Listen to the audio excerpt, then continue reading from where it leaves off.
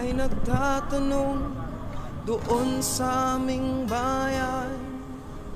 Sakit ng kanluran na aking pinagmulan, sila'y nalilito, ba't daw ako nagkaganito? Kung ano ang dahilan, ako lang ang nakakaalam.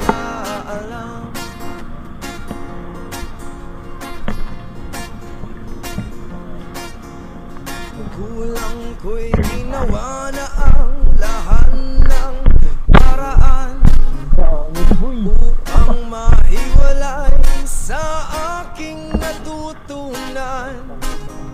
Subalit hiniwan ko ang binigay na karangyaan, at kung ano